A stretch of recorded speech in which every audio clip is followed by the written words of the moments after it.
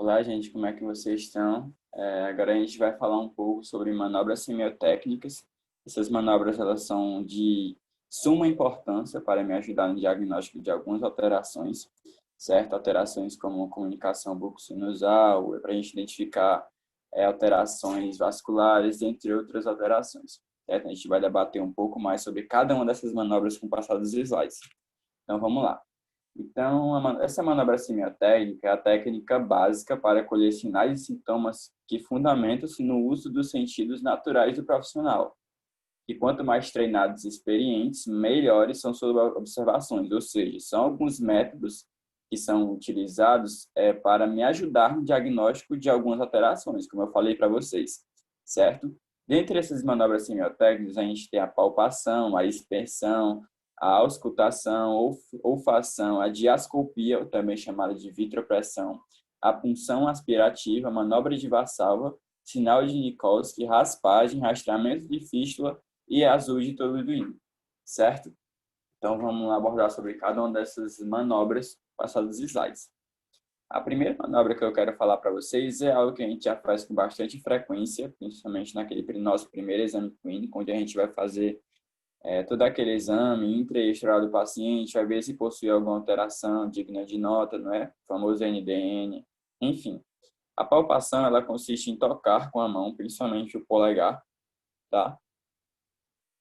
Para conhecer aquela região, para verificar se existe alguma alteração que realmente é digna de nota que possa ocasionar algum mal ou não para nossos pacientes, certo? Na palpação, a gente vai avaliar a textura, a espessura, a consistência, a sensibilidade e volume das alterações, certo? Que ela pode ser tanto direta ou indireta. A direta pode estar relacionada com a palpação mesmo, e a indireta eu vou fazer uso de alguns meios, certo? Para me ajudar no diagnóstico dessas alterações. A inspeção é a segunda manobra que eu quero falar para vocês, que a gente também realiza com bastante frequência, certo? Onde a gente vai avaliar de forma geral o paciente, é aquele primeiro principal exemplo que os professores passam para vocês. Assim que o paciente entrar pela porta do consultório de vocês, vocês vão fazer uma avaliação por completo no paciente para ver se possui alguma alteração, assimetria facial, dentre outras coisas, certo? De forma extraoral, como eu falei para vocês, a gente vai avaliar, a gente vai procurar por aumentos de volumes, assimetrias, dentre outras coisas. E depois a gente faz, né, aquela observação de forma local, tá? Intraoral, certo? Em busca de alterações que estão fora do padrão de normalidade, certo? E é o que é o primeiro passo realizado no exame clínico, junto ao exame de palpação, certo? A auscultação, certo? Que é um termo técnico para escutar sons internos do corpo, que geralmente é utilizado no estetoscópio. Na odontologia, para que a gente vai utilizar a auscultação? Principalmente para ouvir os sons e ruídos emitidos pela ATM. Em pacientes, por exemplo, que possuem DTMs, possuem distúrbios temporomandibulares, certo? A partir daí, a gente vai fazer aquela mesma coisa, a gente coloca as mãos, né, na região da articulação temporomandibular, pede para o paciente abrir e fechar a boca e a gente consegue sentir ou escutar o som de ruídos, de cliques, né, que é o que é mais comum em paciente com deslocamento anterior do disco sem redução e com redução, tá? E esse é o principal fator que a gente utiliza a auscultação hoje na prática odontológica, certo? A diascopia, ou também chamada de vitropressão, tá? É um procedimento onde a gente emprega uma lâmina microscópia, tá? Aquela mesma lâmina que a gente vê aquelas peças, aquelas lâminas na patologia, na histologia, e a gente vai avaliar o que? A isquemia. A gente vai pressionar aquela região e ver o que é que acontece imediatamente após a descompressão. Por quê? A gente vai comprimir aquela região. Como se trata de um material transparente, a gente consegue observar o que é que está acontecendo naquela região. Nessa primeira imagenzinha aqui, eu coloquei para vocês, isso aqui é um hemangioma, tá? Uma lesãozinha que vem de origem vascular, tá? Na região de lábio inferior do paciente, ela se apresenta como mácula, né? que a gente já viu lá nas lesões fundamentais. Coloração arroxeada, com os limites bem definidos, medindo cerca de 1 por 3 milímetros, 5 por 3 milímetros, certo? Sem sintomatologia dolorosa. Aí eu fiz aqui a vitropressão e evidenciou um esmaecimento da coloração arroxeada. E esse é o principal fator que me ajuda no diagnóstico dos hemangiomas. A gente possui aqui uma coloração mais arroxeada. Quando a gente comprimiu, a gente tem uma perda da vascularização daquela região. Ó. Essa região que era mais arroxeada ficou com coloração parecida, semelhante à mucosa, certo? Que confirma o diagnóstico de hemangioma. Confirma não, né? Que me ajuda no diagnóstico do hemangioma, certo? Então, a gente pega a região, comprime e vê se a gente tem a perda da vascularização ou isquemia. Se a gente notar que aquela região possuiu a perda realmente da vascularização, já é algo que pode contribuir no diagnóstico, certo? A punção aspirativa, né, que vocês já escutam falar aí desde a anatomia, patologia geral e patologia bucal principalmente, tá? Que é quando a gente se utiliza uma agulha junto a uma seringa, certo? Para retirar algum tipo de material de dentro de uma lesão, tá? Nesse caso aqui, ó, a gente tem um caso de um queratocisto, certo? Onde a gente fez, né, aquela punção, a gente colocou uma agulha de grande calibre e fez a aspiração, certo? Quando a gente fez a aspiração, saiu esse líquido aqui, tá? De dentro da cavidade cística, tá? Que é uma coloração parecida com ceratina, não é? Que já me dá um aspecto bastante parecido com a lesão, que é o queratocisto, que acomete principalmente a região posterior de mandíbula, tá? Então, a cor do material ajuda bastante a conduzir o diagnóstico das operações. Por exemplo, se aqui um queratocisto saiu ceratina. Se fosse ameloblastoma, que aqui ia sair ídolo, ia sair provavelmente nada, uma coloração mais avermelhada, certo? Se fosse uma lesão vascular ídolo, ia sair o quê? Sangue, entendeu?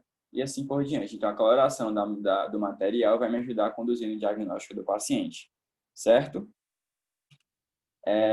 A manobra de Valsalva, gente, acho que você já deve ter ouvido falar também na patologia bucal. É uma manobra utilizada para me verificar se existe comunicação buco-sinusal. E o que é isso, Ítalo? Como é que se origina essa comunicação buco-sinusal? A comunicação buco-sinusal é nada mais nada menos do que uma comunicação entre a cavidade oral e a cavidade nasal, certo? Ou a cavidade sinusal, tá? Que é a comunicação entre a cavidade bucal e o seu maxilar.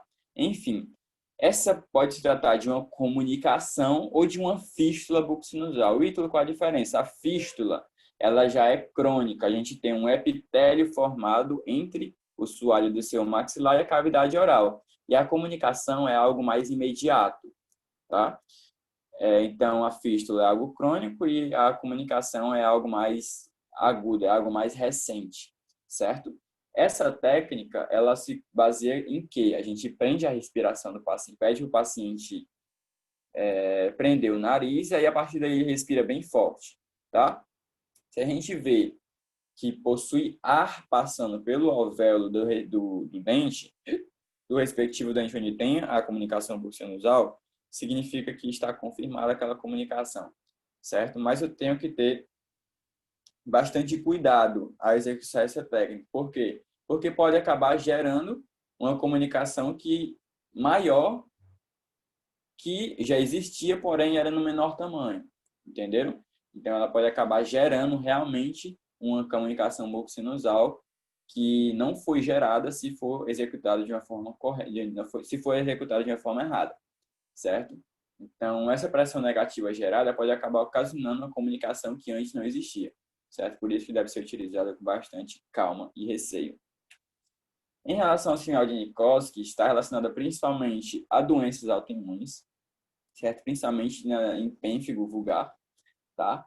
Onde consiste no descolamento, tá, da pele com a simples pressão digital. Como assim, Ítalo? Eu coloquei como exemplo. Ó.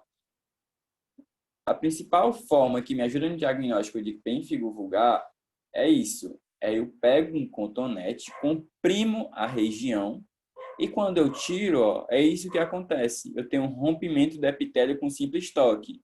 Eu tenho uma formação de bolha depois eu tenho um rompimento dessa bolha, o que faz com que tenha a exposição do tecido conjuntivo, causando muita dor para o meu paciente, certo?